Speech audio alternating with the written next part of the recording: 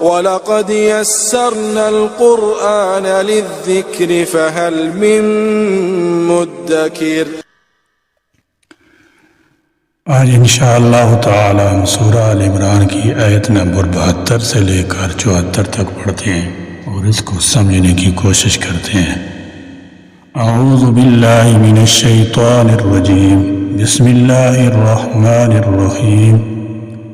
وقالت طائفة من أهل الكتاب آمنوا بالذي أنزل على الذين آمنوا وجه النهار واكفروا آخره لعلهم يرجعون۔ وقالت اور کہا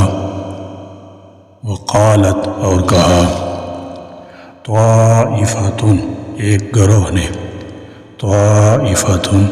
گروہ نے، طائفة اہل کتاب سے مراد خیبر کے یہود ہیں، من اہل الکتاب اہل کتاب میں سے، من اہل الکتاب اہل کتاب میں سے، یعنی اہل کتاب نے اپنے لوگوں کو کہا آمینو تم ایمان لاؤ، آمینو تم ایمان لاؤ، بالذی ساتھ اس چیز کے جو، بالذی ساتھ اس چیز کے جو انزلہ نازل کی گئی ہے، انزلہ نازل کی گئی ہے، علی الذین ان لوگوں پر جو، علی الذین ان لوگوں پر جو آمنو ایمان لائے، آمنو ایمان لائے، علی الذین آمنو سے حضرت صلی اللہ علیہ وسلم اور صحابہ کرام رضوان اللہ تعالی علیہ مجمعین مراد ہے۔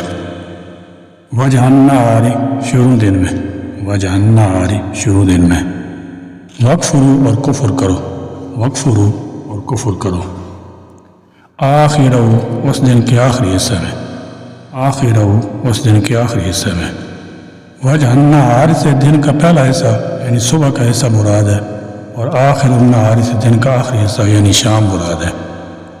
لعلہم شاید کہ وہ مسلمان بھی، لعلہم شاید کہ وہ مسلمان بھی یرجعون پھر جائیں، یرجعون پھر جائیں۔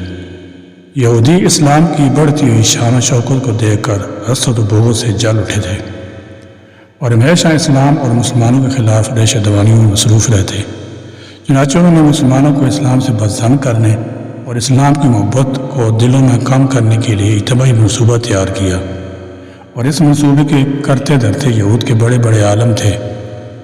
چنانچہ انہوں نے طے کیا کہ صبح کے وقت ظاہری طور پر محض زبانی کلامی اسلام قبول کر لیا کریں اور شام کو دین اسلام سے بیزاری کا اعلان کر دیا کریں، اور اس کے ساتھ یہ بھی واضح کر دیں کہ اسلام قبول کرنے کے بعد ہم نے اپنی کتابوں کو دیکھا اور اپنے علماء یہود سے پوچھا تو معلوم ہوا کہ یہ دین الیاذ باللہ سچا نہیں، اس لیے ہم نے اس کو چھوڑ کر پھر سے اپنا پہلا دین قبول کر لیا ہے۔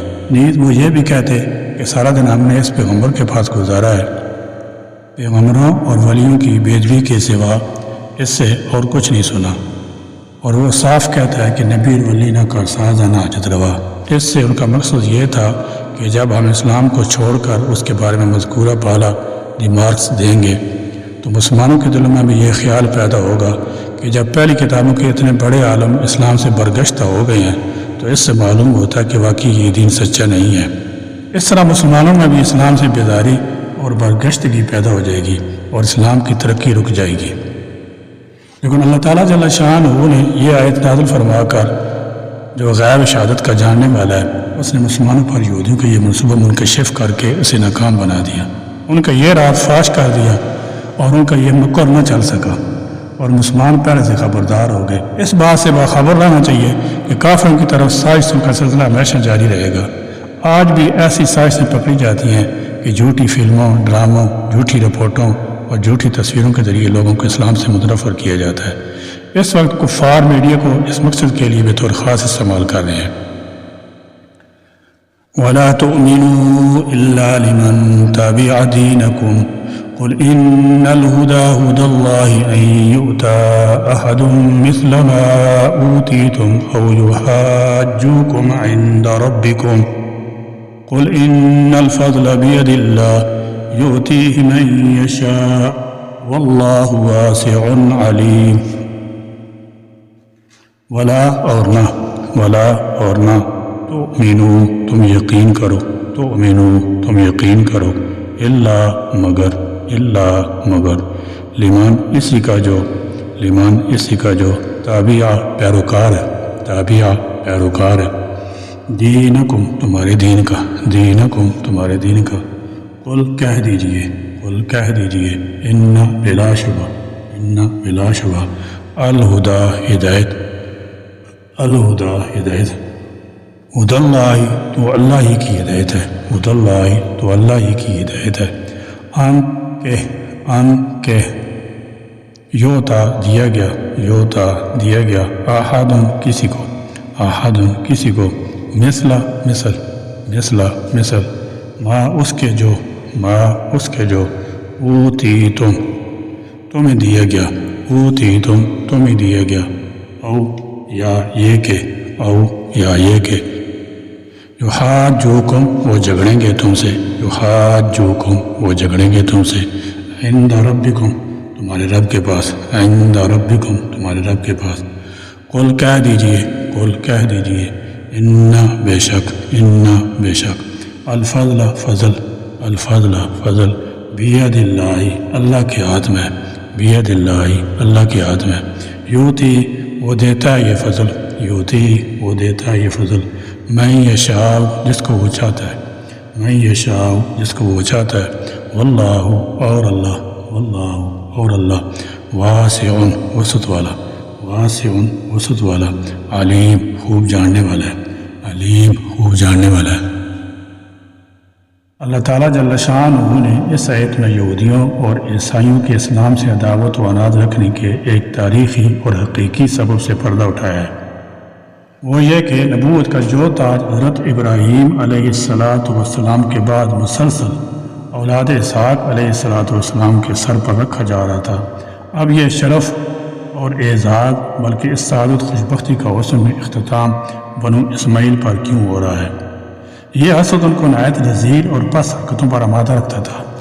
انہی میں سے ایک یہ کہ پیش کی تیاری کے ساتھ کچھ لوگوں کو بظاہر نام نہاد مسلمان بنا دیا جائے اور وہ پھر مرتد ہو جائیں، اس طرح مخلص مسلمانوں کا یقین بھی متزلزل ہو جائے گا۔ آج بھی یہ حضرات اپنی اس حرکت سے باز نہیں ہیں۔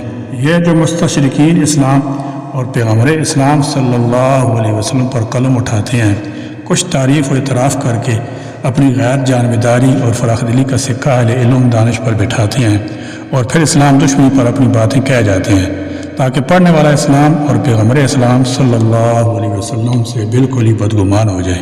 یہ اسی حاسدانہ جذبہ کا عکاس ہے۔ اہل کتاب یہود و نصارہ شروع ہی سے اسلام کے بدترین دشمن ہیں اور آج تک وہ مسلسل اپنی باطنی خباثت سے کام لے رہے ہیں۔ بہرحال یہودیوں کے یہ دعوے سراسر جھوٹے تھے کہ نبوت ان کے علاوہ کسی اور کو نہیں مل سکتی، کیونکہ اس بات کا ذکر کسی آسمانی کتاب میں نہیں تھا۔ نیز اللہ تعالیٰ جل شانہ نے فرمایا، اے حبیب صلی اللہ علیہ وسلم تم فرما دو کہ فضل تو یقیناً اللہ عز و جل ہی کے ہاتھ میں ہے، وہ جسے چاہتا عطا فرما دیتا ہے، یعنی وہ جسے چاہتا نبوت عطا فرماتا ہے۔ تو جس چیز میں اللہ تعالیٰ جل شانہ نے قید نہ لگائی تم لگانے والے کون ہوتے ہو؟ نبوت میرا فضل ہے، جسے چاہوں عطا کروں، میں نے اس کو بنی اسرائیل کے لیے خاص نہ فرمایا۔ اس حیث سے یہ بھی معلوم ہوا کہ نبوت اعمال سے نہیں ملتی، یہ محض اللہ عز و جل کا فضل ہے۔ یختص برحمتہ من یشاء واللہ ذو الفضل العظیم۔ یختص وہ خاص کرتا ہے برحمتہ اپنی رحمت کے ساتھ من جس کو یشاء وہ چاہتا ہے واللہ اور اللہ ذو الفضل العظیم بہت بڑے فضل والا ہے۔ فرمایا قل ان الفضل بید اللہ، اے پیغمبر صلی اللہ علیہ وسلم آپ کہہ دیں کہ فضل تو اللہ تعالیٰ کے ہاتھ میں ہے، وہی اس کا مالک ہے، یوتی میں یشاء وہ جس کو چاہتا ہے فضل عطا کر دیتا ہے۔ جب تک بنی اسرائیل اس کے احکام پر عمل پیرا رہے اللہ تعالیٰ جل شانہ نے ان کو فضیلت عطا کی، پھر جب ان کی صلاحیت ختم ہو گئی تو اللہ تعالیٰ جل شانہ نے فضیلت والی نعمت بھی ان سے واپس لے لی اور دوسری امت کو دے دی۔